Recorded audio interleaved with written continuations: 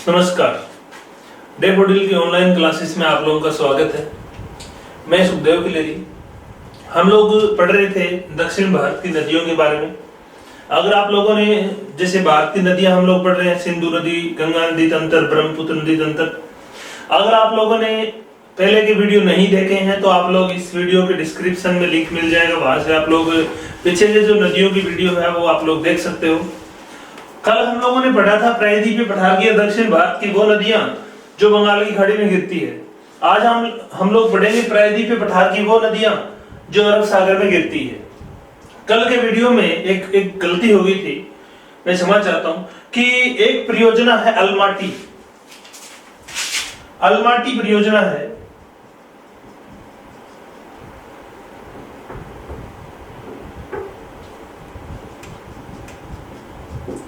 यह अलमाटी बांध है, वो मैंने भूलवश कावेरी नदी पर बता दिया था, लेकिन अलमाटी बांध जो है वो कृष्णा नदी पर है कर्नाटक में। तो आप लोग ये थोड़ा सा भूल सुधार कर लेना कि अलमाटी बांध है वो कावेरी पर नहीं है, कृष्णा नदी पर है और कर्नाटक में है। तो ये कल हम लोगों ने पढ़ा था कि प्रायद्वीपीय भारत की वो नदियां जो बंगाल की खाड़ी में गिरती है। आज हम लोग पढ़ेंगे प्रायद्वीपीय भारत की वो नदियां जो अरब सागर में गिरती है, इनके बारे में। आप लोगों ने अगर इस चैनल को सब्सक्राइब नहीं किया है तो आप चैनल को सब्सक्राइब करें, वीडियो को लाइक और शेयर करें। और अगर आपको वीडियो में कोई भी किसी भी प्रकार से कोई सुधार की या कोई सुझाव की जरूरत है तो आप लोग कमेंट करके बताएं। अब हम लोग पढ़ते हैं प्रायद्वीपीय भारत की वो नदियां जो अरब सागर में गिरती है। अरब सागर की नदियां। अब अरब सागर में गिरने वाली नदियों की हम अगर बात करें तो सबसे पहले एक नदी है जो कि राजस्थान में अजमेर जिले से निकल करके और कच्छ के रण में आकर के गिरती है।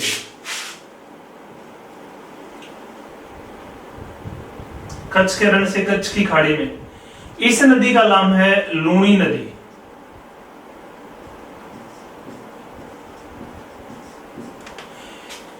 लूणी नदी जो है अजमेर के नाग पहाड़ या अन्ना सागर झील से निकल करके और राजस्थान से बहती हुई फिर गुजरात और गुजरात से फिर ये जो खाड़ी है इसका नाम है कच्छ की खाड़ी। कच्छ की खाड़ी में गिरती है।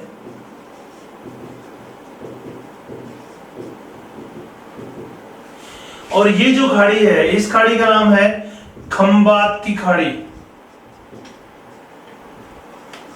खंबात की खाड़ी। खाड़ी यानी कि ऐसा जलीय भाग जो तीन ओर से स्थल से घिरा हो, तो ये जलीय भाग तीन ओर से स्थल से घिरे होने के कारण खाड़ी कहलाती है। तो ये खंबात की और ये कच्छ की खाड़ी है। कच्छ की खाड़ी में लूणी नदी आकर के गिरती। लूणी नदी की अन्य विशेषताओं और इससे डिटेल में पढ़ने के लिए आप लोग जो है वो बीएल सर के वीडियो देखें। राजस्थान की नदियां जो है वो बीएल सर करवा रहे हैं, उनके वीडियो में आप लोगों को लूणी है, साबरमती है, बनास है, ये जो नदियां हैं इनके बारे में डिटेल से पढ़ने को मिलेगा। तो मैं यहाँ पर केवल इतना ही बताऊंगा कि प्रायद्वीपीय भारत की वो नदियां जो अरब सागर में गिरती है उसमें सबसे पहली नदी है लूणी नदी जो कच्छ की खाड़ी में गिरती है। इसके बाद में नेक्स्ट जो नदी है जो उदयपुर में गोगुंदा की पहाड़ियों से निकलती है और आकर के खंबात की खाड़ी में गिरती है, इस नदी का नाम है साबरमती नदी। साबरमती नदी जो है ये उदयपुर में गोगुंदा की पहाड़ियों से निकलती है और राजस्थान में बहने के बाद गुजरात से बहती हुई ये नदी खंबात की खाड़ी में गिरती है। हालांकि इसका उद्गम राजस्थान में होता है, लेकिन ये गुजरात की सबसे प्रमुख नदी है और गुजरात का प्रमुख नगर अहमदाबाद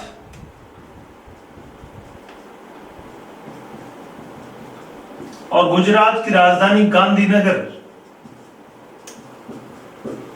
इस नदी के किनारे बसे हैं और इसी नदी के किनारे साबरमती आश्रम बना है। तो ये नदी जो है वो इस प्रकार से महत्वपूर्ण है।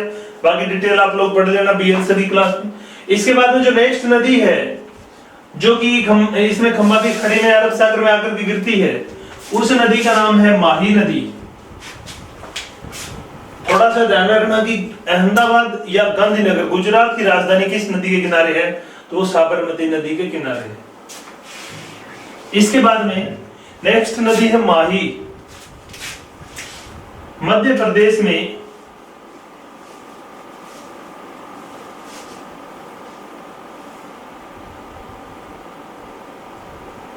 विंध्याचल की पहाड़ियों से एक नदी निकलती है और मध्य प्रदेश में निकलने के बाद में ये गुजरात में जाती है, बांसवाड़ा डूंगरपुर, और फिर ये वापस मुड़ जाती है और ये फिर मुड़ करके गुजरात में प्रवेश कर जाती है और गुजरात के बाद में ये नदी जाकर के खंबात की खाड़ी में गिरती है। इस नदी का नाम है माही नदी। माही नदी की सबसे बड़ी विशेषता है ये, मैंने जब आपको अफ्रीका महाद्वीप कराया था उस टाइम पे भी बताया था कि यहां से होकर के एक रेखा गुजरती है। इस रेखा का नाम है कर्क रेखा। और माही नदी जो है कर्क रेखा यानी कि 23 डिग्री 30 मिनट उत्तरी अक्षांश, 23.5 डिग्री उत्तरी अक्षांश कर्क रेखा को 2 बार काटने वाली एकमात्र नदी है माही। ये कर्क रेखा को 2 बार काटती है। तो ये मोस्ट इंपोर्टेंट है कि कौन सी नदी कर्क रेखा को 2 बार काटती है। तो कर्क रेखा को 2 बार काटने वाली नदी है माही।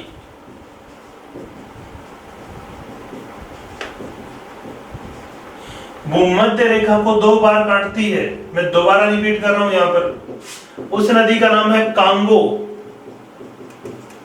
या जायरे। एक नदी जो मकर रेखा को 2 बार काटती है, ये मोस्ट इंपोर्टेंट पर्सन है, इसमें से क्वेश्चन पूछा जाता है। उस नदी का नाम है लिम्पोपो। लिम्पोपो नदी दक्षिण अफ्रीका में पड़ती है और यह नदी मकर रेखा को 2 बार काटती है। भूमध्य रेखा के मध्य अफ्रीका में एक नदी पड़ती है कांगो, जो भूमध्य रेखा को 2 बार काटती है। और कर्क रेखा को 2 बार काटने वाली भारत की एक नदी है जो मध्य प्रदेश से निकल कर गुजरात और राजस्थान में बहती हुई खंबाती खाड़ी में गिरती है। यह नदी कर्क रेखा को 2 बार काटती है। तो ये माही नदी है, इसके ऊपर माही बजाज सागर बांध बना है। तो इस प्रकार से माही नदी होगी। इसके बाद में नेक्स्ट जो है वो है नर्मदा नदी। अगली नदी जो है इंपॉर्टेंट वो है नर्मदा नदी।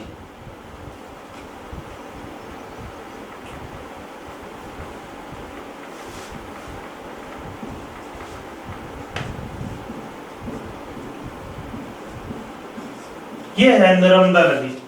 अब नर्मदा नदी का उद्गम कहां से होता है, मैंने कल बताया था और मैंने परसों भी बताया था कि नर्मदा जो नदी है, इस नदी का उद्गम होता है अमरकंटक की पहाड़ी से। अमरकंटक की पहाड़ी से मध्य प्रदेश से नर्मदा निकलती है और छत्तीसगढ़ से महानदी निकलती है और मध्य प्रदेश वाले भाग से एक नदी यहां से और निकल करके उत्तर की ओर जाती है, सोन नदी। तो नर्मदा नदी अमरकंटक की पहाड़ी से निकल करके इसे पश्चिम में बहती हुई मध्य प्रदेश, महाराष्ट्र, थोड़ा सा भाग इसका महाराष्ट्र में है और फिर ये गुजरात में बहती हुई अंत में खंबात की खाड़ी में गिरती है। और ये नदी जो है वो अरब सागर में गिरने वाली सबसे लंबी नदी है नर्मदा नदी। अन्य विशेषताओं की हम अगर बात करें तो नर्मदा नदी इस क्षेत्र में यानी कि इस भाग में गिरने वाली सबसे महत्वपूर्ण नदी है, क्योंकि नर्मदा जो नदी है इस नदी पर अनेक परियोजनाएं हैं, बहुउद्देशीय परियोजनाएं हैं, अनेक बांध बने हुए हैं। और ये नदी की सबसे बड़ी विशेषता ये है कि नर्मदा नदी जो है वो भ्रंश घाटी से होकर बहती है, भ्रंश घाटी से बहती है। अब यहां पर इसके उत्तर में एक पहाड़ी है, इसका नाम है विंध्याचल पर्वत। इसके उत्तर में है विंध्याचल पर्वत और इसके दक्षिण में है सतपुड़ा।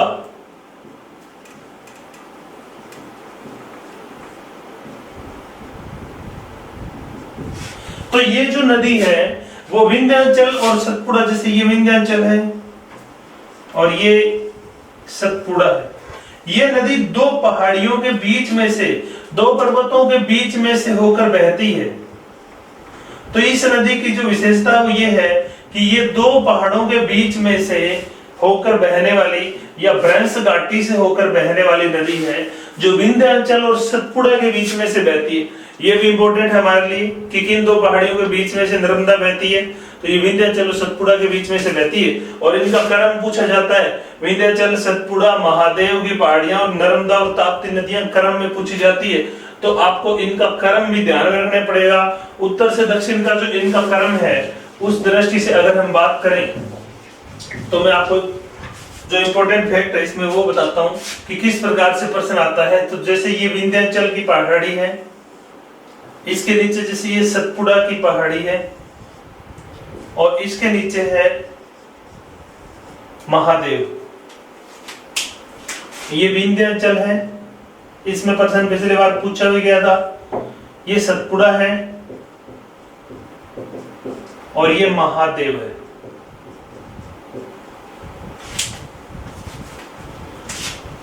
अब एक नदी जो इस प्रकार से बहती है उत्तर में, इन दोनों उत्तर की दोनों पहाड़ियों के बीच में से, इसका नाम है नर्मदा।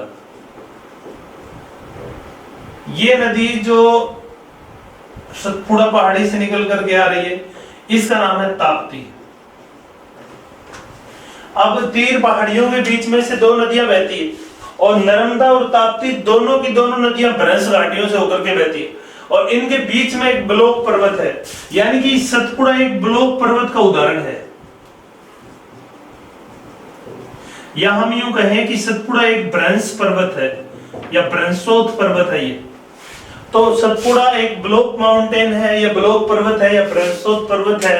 ये जो है वो क्वेश्चन रीट में पूछा गया था कि भारत का एक भ्रंश पर्वत कौन सा है, तो वो है सतपुड़ा, और किन दो भ्रंश घाटियों के बीच स्थित है, तो ये नर्मदा और ताप्ती नदियों की भ्रंश घाटियों के बीच स्थित है। भ्रंश पर्वत का मतलब ये होता है कि किसी भी भूगर्भीय आंतरिक हलचल के कारण जब कोई भाग या तो ऊपर उठ जाए और दो भाग है वो अपनी जगह पर रहे, तो उसके कारण जो बीच में से भाग ऊपर उठ जाता है उसको हम ब्लॉक कहते हैं। जैसे ये सतपुड़ा है, या कोई भाग अपनी जगह स्थिर रहे और उसके साइड के दो भाग नीचे धसक जाए, जैसे ये सतपुड़ा है, हो सकता है ये अपनी जगह स्थिर हो और इसके साइड के दोनों जो भाग है वो धसक गए हो, तो नर्मदा और ताप्ती नदियों की घाटियां बन गई और बीच में ये भाग जो है वो सतपुड़ा अपनी जगह एक पर्वत के रूप में खड़ा रहा। तो इस प्रकार से ये एक ब्लॉक पर्वत के रूप में है।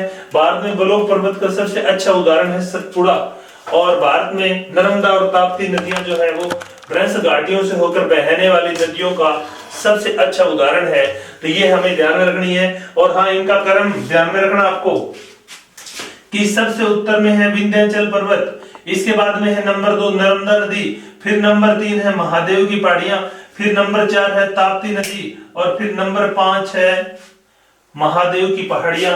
इनका क्रम जो है वो एसएससी के अंदर पिछले बार 2019 के अंदर पूछा गया था कि इनमें 3 देकर के पूछा था उसने, विंध्याचल, नर्मदा और ताप्ती नदियां, कि इन तीनों को उत्तर से दक्षिण के क्रम में लगाएं।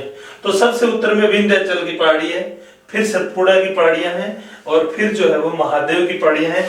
इसको आप विषम नाम से याद रख सकते हो, विषम।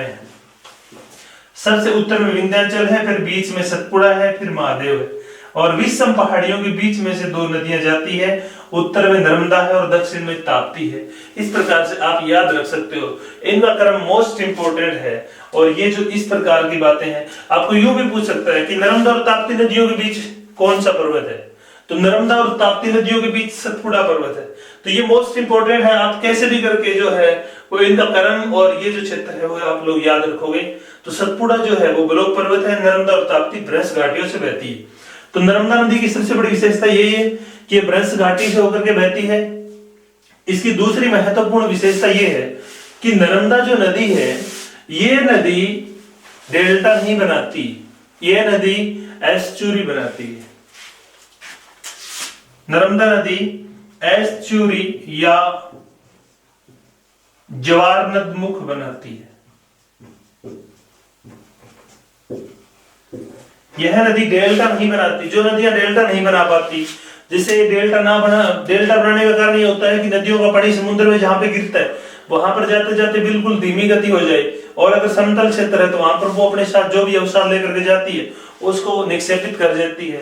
उसके कारण एक समतल मैदान का निर्माण हो जाता है, जैसे सुंदरवन का डेल्टा, जैसे महानदी का डेल्टा, जैसे गोदावरी कृष्णा का डेल्टा या कावेरी का डेल्टा। इस क्षेत्र की नदियां सारी डेल्टा बनाती है, लेकिन इस क्षेत्र की नदियां डेल्टा नहीं बना पाती। उसका कारण ये है कि ये नदियां जो है वो भ्रंश घाटियों से होकर के बह के आती है, तो पथरीला ये जो क्षेत्र होता है वहां पे रेतीला भाग कम होने के कारण पहली बात तो ये अपने साथ अवसाद कम लेकर के आती है। दूसरी बात जो है वो ये है कि ये नदियां जहां पर समुद्र में गिरी होती है वहां पर ऊंचाई से नीचे गिर जाती है, इसलिए इनको डेल्टा बनाने का मौका नहीं मिलता, और ये जो अवसाद अपने साथ थोड़ा बहुत लेकर के आती है वो सीधा का सीधा जो है वो उस समुद्र में ही तली में इकट्ठा कर देती है। तो उसको हम कहते हैं ज्वार नदमुख या एस्चुरी। तो नर्मदा और ताप्ती नदियां दोनों एस्चुरी बनाती है।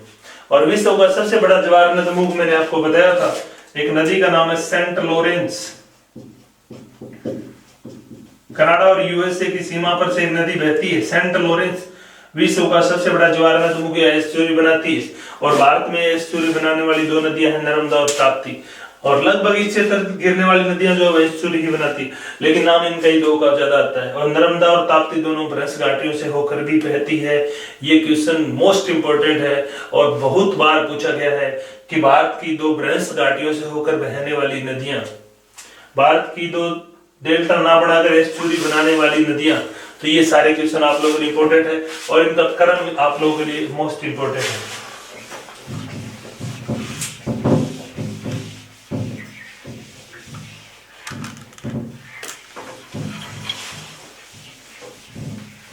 इसके बाद में हम लोग नर्मदा नदी की अन्य विशेषताओं की बात करते हैं।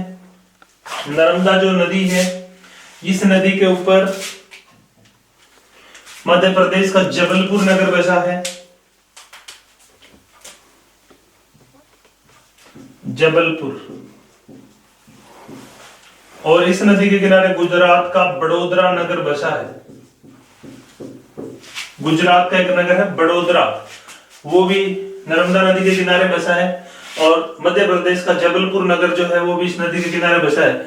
नर्मदा नदी जबलपुर जो नगर है उसके निकट एक धुआंधार जल प्रपात बनाती है। यहां पर यह नदी जबलपुर के निकट मध्य प्रदेश में एक धुआंधार जल प्रपात का निर्माण करती है।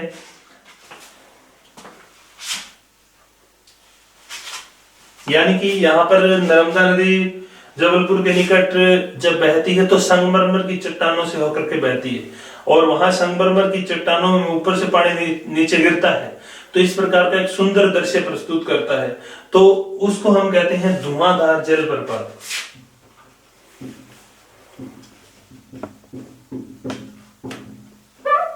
मध्य प्रदेश में जबलपुर के निकट नर्मदा नदी जो है वो बनाती है धुआंधार जल प्रपात। तो इसको पूछा जा सकता है कि धुआंधार जल प्रपात किस नदी पर है, तो नर्मदा नदी पर है। किस राज्य में? मध्य प्रदेश में, जबलपुर के निकट है। इसके अलावा नर्मदा जो नदी है इसको गुजरात और मध्य प्रदेश की जीवन रेखा कहते हैं। यह गुजरात और मध्य प्रदेश की लाइफ लाइन या जीवन रेखा कहलाती है। इस नदी के ऊपर एक परियोजना चल रही है जिसका नाम है नर्मदा घाटी परियोजना। ये इंपॉर्टेंट है, राजस्थान जीके के लिए भी इंपॉर्टेंट है, क्योंकि राजस्थान में जब परियोजनाओं की, बहुउद्देशीय परियोजनाओं की बात आती है तो उसके अंदर पूछा जाता है कि ऐसी कुछ परियोजना जो राजस्थान के अंदर स्थित है उनका तो राजस्थान को लाभ मिलता ही है, लेकिन ऐसी कुछ परियोजना जिनको राजस्थान से कोई लेना देना नहीं है या राजस्थान के अंदर स्थित नहीं है, फिर भी उनको राजस्थान को उन परियोजनाओं का लाभ मिलता है। जैसे भाखड़ा बांध जो है उससे राजस्थान को, या जैसे व्यास परियोजना है उससे लाभ मिलता है। उसी प्रकार से एक परियोजना है नर्मदा घाटी परियोजना। इस नर्मदा घाटी परियोजना जो है वो, हालांकि नर्मदा नदी राजस्थान से होकर के नहीं बहती, यह नदी केवल मध्य प्रदेश, महाराष्ट्र और गुजरात, इन तीन ही राज्यों से होकर बहती है। लेकिन इस नदी पर जो नर्मदा घाटी परियोजना बनाई गई है, इस परियोजना के अंतर्गत कुल 29 बांध बने हैं और इस बांध बना करके यहाँ पर जल विद्युत पैदा की जाती है, सिंचाई के लिए जल जो है वो उपलब्ध होता है। तो इस परियोजना का, यानी कि नर्मदा घाटी परियोजना का जो लाभ है वो मिलता है 4 राज्यों को। 4 राज्यों को नर्मदा घाटी परियोजना का लाभ मिलता है। ये इंपॉर्टेंट प्रश्न है। कौन कौन से है 4 राज्य? तो मध्य प्रदेश, महाराष्ट्र, गुजरात और चौथा राज्य है राजस्थान। राजस्थान से नहीं गुजरने के बावजूद इस परियोजना का जो लाभ है वो राजस्थान को मिलता है। हालांकि इन तीनों से तो होकर के गुजरती है, लेकिन राजस्थान से होकर के नहीं गुजरती। इसके बावजूद नर्मदा घाटी परियोजना का लाभ राजस्थान को मिलता है। तो ये एक नर्मदा घाटी परियोजना है, उसके अंतर्गत नर्मदा नदी के ऊपर कुल 29 बांध बनाए गए हैं और 29 बांध बना करके इस नदी का जल जो है वो सिंचाई के लिए और जल विद्युत परियोजना के रूप में प्रयोग में लाया जाता है। इस नदी पर कुछ प्रमुख बांध बने हैं, जैसे गुजरात में इस नदी पर जो महत्वपूर्ण बांध बना है उस बांध का नाम है सरदार सरोवर। सरदार सरोवर जो बांध है वो बना है इस नदी पर गुजरात में, जिसे गुजरात की जीवन रेखा कहते हैं। सरदार सरोवर बांध को भी गुजरात की जीवन रेखा कहते हैं। इसके अलावा इस नदी पर मध्य प्रदेश में भी 2 बड़े बांध बने।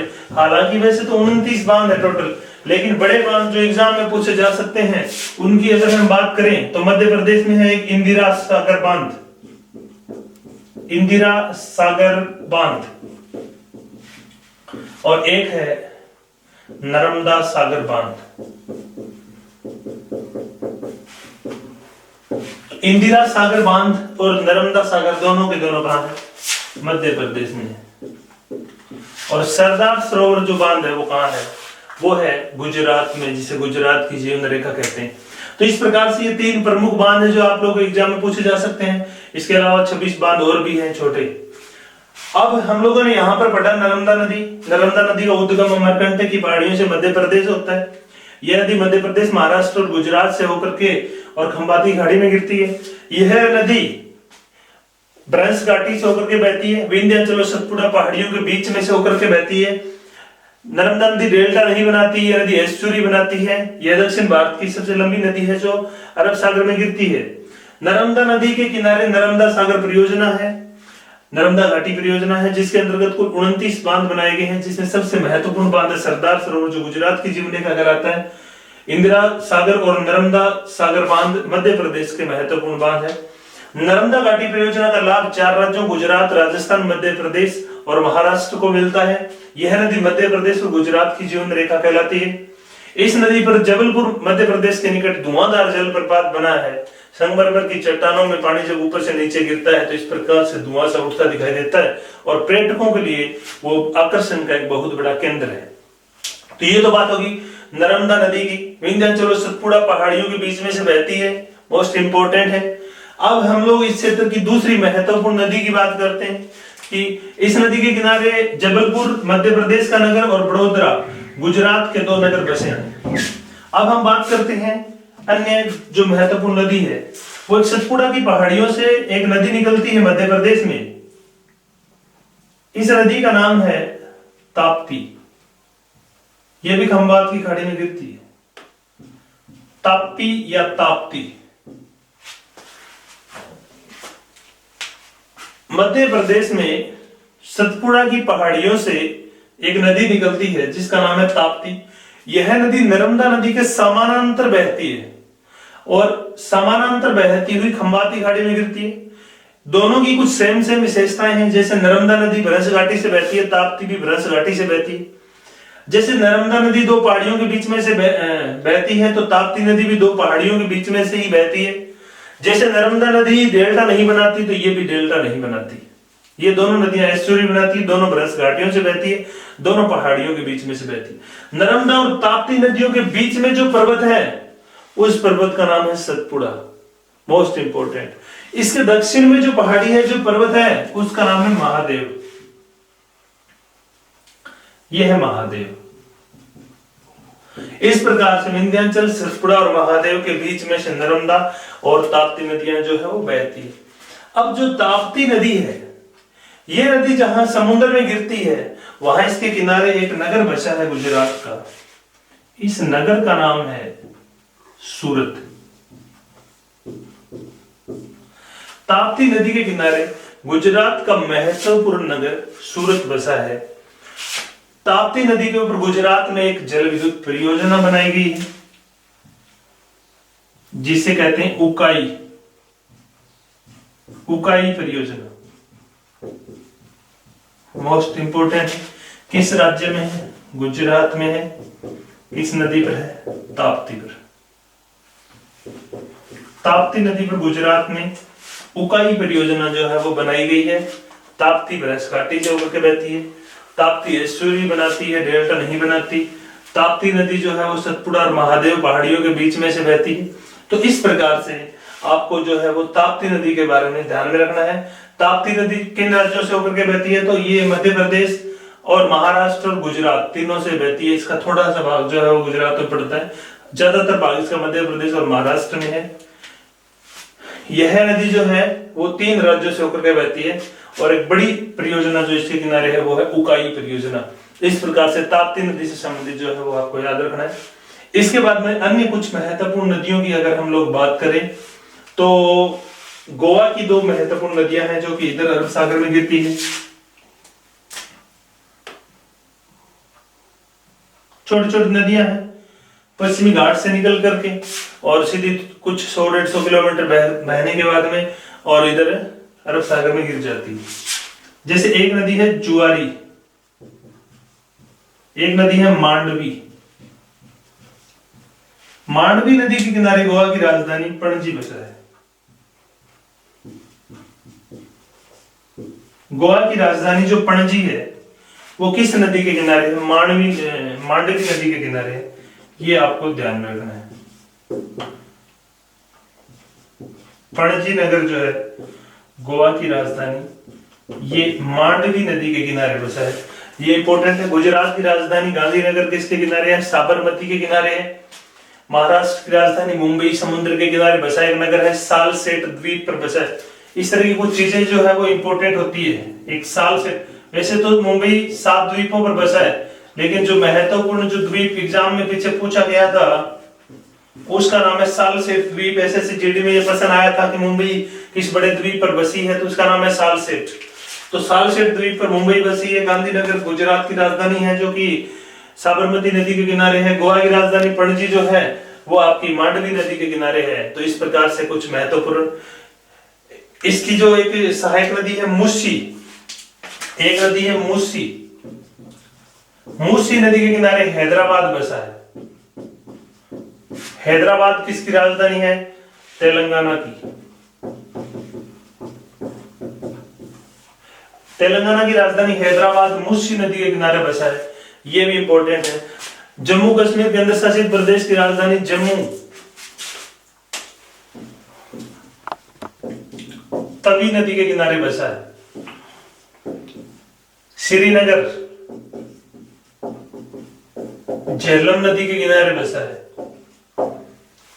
तो ये चीजें आपको ध्यान में रखनी है। न्यू दिल्ली यमुना नदी के किनारे बसी। इलाहाबाद, आगरा, मथुरा, इटावा ये सारे के सारे यमुना नदी के किनारे बसे हैं। वाराणसी, कानपुर, ये पटना, बिहार की राजधानी पटना, ये गंगा नदी के किनारे बसे। उत्तर प्रदेश की राजधानी लखनऊ गोमती नदी के किनारे बसा है। पश्चिम बंगाल की राजधानी कोलकाता हुगली नदी के किनारे बसा है।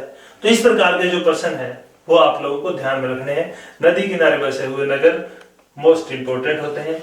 तो ये गोवा की राजधानी पणजी जो है मांडवी नदी के किनारे बसी। ये 2 गोवा की महत्वपूर्ण नदियां हैं, मांडवी और जुआरी। इसके बाद में राज्य आ जाता है कर्नाटक, और कर्नाटक राज्य में एक महत्वपूर्ण नदी है। इस नदी का नाम है शरावती। शरावती नदी कर्नाटक के शिवमोगा जिले से निकलती है। यानी कि जो सह्याद्री की पहाड़ियां हैं, पश्चिमी घाट जो है, यहां पर शिवमोगा जिले से एक नदी निकलती है शरावती, और शरावती नदी जो है वो अरब सागर में गिरती है। इस नदी के ऊपर एक जलप्रपात बना है, हमारे लिए वो इंपॉर्टेंट है। एक जलप्रपात है जिसका नाम है जोग जलप्रपात,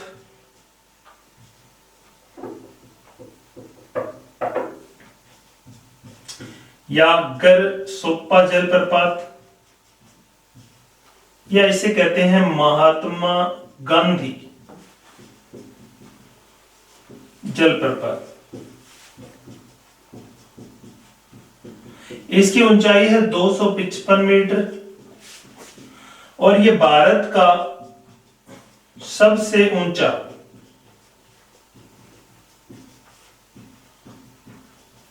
प्रपात है। भारत का सबसे ऊंचा जलप्रपात है जिसकी ऊंचाई 255 मीटर है और इसका नाम है जोग गरसोपा या महात्मा गांधी जलप्रपात जो है वो पूछा जा सकता है कि भारत का सबसे ऊंचा जलप्रपात कौन सा है। जोग जलप्रपात है। किस नदी पर है? शरावती नदी पर है। किस राज्य में है? कर्नाटक राज्य में है। तो ये हमें ध्यान रखना है, जोग कर्नाटक में है और शरावती पर है। इसी के ऊपर गरसोपा परियोजना है। गरसोपा जल विद्युत परियोजना जो है कर्नाटक में वो शरावती नदी पर है। तो ये भारत का सबसे ऊंचा जलप्रपात है। इसी प्रकार से क्वेश्चन पूछा जाता है विश्व का सबसे ऊंचा जलप्रपात वाटरफॉल, तो वो है आपका एंजल। एंजल पड़ता है वेनेजुएला में, ऊंचाई है 979 मीटर। वेनेजुएला में एक नदी है केरू, उस नदी के ऊपर एक प्रपात बना है एंजल। एंजल विश्व का सबसे ऊंचा जलप्रपात है जिसकी ऊंचाई है 979 मीटर। ये भारत का सबसे ऊंचा जलप्रपात है जिसकी ऊंचाई है 255 मीटर। इसका नाम है जोग गरसोपा या महात्मा गांधी जलप्रपात। और राजस्थान का सबसे ऊंचा जलप्रपात है चूलिया जलप्रपात, चंबल नदी पर चित्तौड़गढ़ जिले में बना है। तो इस प्रकार से ये आप लोगों को ध्यान रखना है कि शरावती नदी जोग जलप्रपात के लिए जानी जाती है। कर्नाटक की एक नदी है और ये अरब सागर में जाकर गिरती है। और जोग परियोजना या गरसोपा परियोजना भी इसी नदी पर है।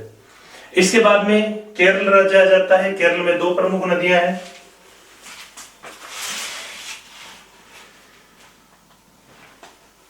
अन्नामलाई की पहाड़ियों से एक नदी निकलती है। इस नदी का नाम है भरतपुक्सा नदी।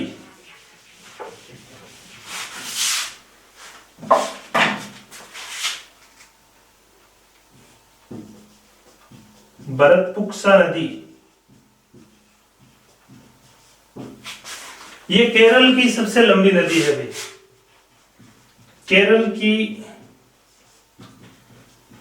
सबसे लंबी नदी, इसका नाम है भरतपुक्सा नदी, जो कि अन्नामलाई की पहाड़ियों से निकलती है और अरब सागर में जाकर के गिरती है। इसके बाद नेक्स्ट नदी जो केरल की दूसरी लंबी नदी है,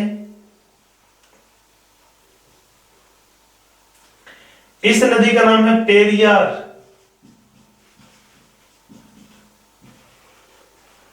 पेरियार नदी केरल की दूसरी लंबी नदी है पेरियार नदी। ये नदी जो है वो इलायची की पहाड़ियों से निकलती है। इलायची की पहाड़ियों से नदी निकलती है पेरियार, और अन्नामलाई की पहाड़ियों से नदी निकलती है, उसका नाम है भरतपुक्सा। अब पेरियार नदी के ऊपर दो जल विद्युत परियोजनाएं बनी हुई है और मोस्ट इंपोर्टेंट है, बहुत बार पेपर में प्रश्न पूछा जाता है। एक परियोजना का नाम है मुल्ला पेरियार।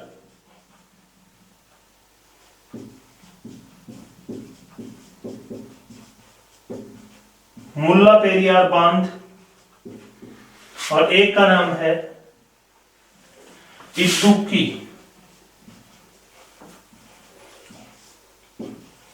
या इडुक्की बांध। दोनों के दोनों कहां है? केरल में। और किस नदी पर है? पेरियार नदी पर है। तो मुल्ला पेरियार बांध केरला में है, इडुक्की बांध केरला में है। दोनों कहां है? केरल में। और किस नदी पर बने हैं? पेरियार नदी के ऊपर। तो पेरियार नदी के ऊपर ये दो महत्वपूर्ण जल विद्युत परियोजनाएं हैं या बांध है जो आप लोगों को ध्यान रखने। इडुक्की बांध बहुत बार पूछा जाता है, किस राज्य में? केरला में। पेरियार बांध कहां है? पेरियार नदी पर। ये मुल्ला पेरियार बांध केरला में है। तो इस प्रकार से ये दक्षिण भारत की वो नदियां जो अरब सागर में गिरती है। सबसे पहले लूणी नदी जो कि नाग पहाड़ अजमेर से निकल करके कच्छ के रण में या कच्छ की खाड़ी में गिरती है। इसके बाद में साबरमती नदी गोगुंदा की पहाड़ियां उदयपुर से निकल करके खंबाती खाड़ी में गिरती है। इस नदी के किनारे अहमदाबाद और गांधीनगर नगर बसे हैं। साबरमती आश्रम बना है। इसके बाद में माही नदी मेहंद झील मध्य प्रदेश से निकलती है, राजस्थान में जाती है बांसवाड़ा। बांसवाड़ा में इसके ऊपर माही बजार सागर बांध बना है जिसमें गुजरात और राजस्थान की हिस्सेदारी है। फिर यह नदी गुजरात से होकर के और खंबाती खाड़ी में गिरती है। यह नदी कर्क रेखा को 2 बार काटने वाली विश्व की एकमात्र नदी है। इसके बाद यह नर्मदा नदी अमरकंटक की पहाड़ियों से निकल करके खंबाती खाड़ी में गिरती है। यह मध्य प्रदेश, महाराष्ट्र, गुजरात से होकर के बहती है। इसे गुजरात और मध्य प्रदेश की जीवन रेखा कहते हैं। इस नदी के ऊपर नर्मदा घाटी परियोजना है जिसके अंतर्गत 29 बांध बने हैं, जिसमें सबसे महत्वपूर्ण सरदार सरोवर है। इसके अलावा इंदिरा सागर और नर्मदा सागर बांध भी बने हुए हैं। नर्मदा नदी एक भ्रंश घाटी से होकर बहने वाली नदी है जो विंध्याचल और सतपुड़ा के बीच में से होकर के बहती है। यह नदी डेल्टा नहीं बनाती है, एस्चुरी बनाती है। इसके बाद ताप्ती नदी सतपुड़ा की पहाड़ियों से मध्य प्रदेश से निकलती है। अधिकांश मध्य प्रदेश और महाराष्ट्र में बहती है, थोड़ा सा भाग गुजरात में है और फिर खंबाती खाड़ी में गिरती है। ताप्ती नदी सतपुड़ा और महादेव के बीच में से बहने वाली एक नदी है। यह भी भ्रंश घाटी से बहती है और ताप्ती नदी भी डेल्टा नहीं बनाती है, एस्चुरी बनाती है। ताप्ती पर गुजरात में उकाई परियोजना है। ये परियोजनाएं रीट के लिए मोस्ट इंपोर्टेंट, रीट के विद्यार्थी ध्यान दें। आपका पेपर जो है वो इसी वर्ष हो सकता है, इसलिए आपके लिए महत्वपूर्ण है नदियों के ऊपर बनी हुई जल विद्युत परियोजनाएं। इसके बाद में नेक्स्ट है मांडवी और जुआरी नदियां जो गोवा के अंदर है। मांडवी नदी के किनारे पणजी बसा है। कर्नाटक में शरावती नदी है जिसके ऊपर जोग गरसोपा या महात्मा गांधी जलप्रपात है। ये भारत का सबसे ऊंचा जलप्रपात है। विश्व का सबसे ऊंचा जलप्रपात है एंजल, वेनेजुएला में है। और राजस्थान का है चूलिया जलप्रपात, चित्तौड़गढ़ में। इसी के ऊपर गरसोपा परियोजना है। इसके बाद भरतपुक्सा केरल की सबसे लंबी नदी है और दूसरी लंबी नदी केरल की है पेरियार नदी, जिसके ऊपर मुल्ला पेरियार और इडुक्की बांध बने हुए। इस प्रकार से ये होगी हमारी भारत की प्रमुख नदियां। हम लोगों ने सिंधु नदी, गंगा नदी, ब्रह्मपुत्र नदी, तंत्रपटी और दक्षिण भारत की बंगाली खाड़ी और अरब सागर में गिरने वाली नदियों के बारे में डिटेल से जाना। इसके बाद में जो है वो मेरी कोशिश रहेगी कि नदियों से संबंधित एक जो है प्रश्न पूरा जो तैयार करके ले जाऊं और इनसे संबंधित जितने भी प्रश्न एग्जाम में पूछे जाते हैं वो मैं आप लोगों को कराऊंगा। इसके साथ ही भारत की नदियों का जो टॉपिक है वो कंप्लीट होता है। आपको इस वीडियो के डिस्क्रिप्शन में सभी नदी तंत्रों के जो वीडियो है उनके लिंक मिल जाएंगे। आप लोगों को वीडियो कैसा लगा आप लोग कमेंट करके जरूर बताएं। धन्यवाद।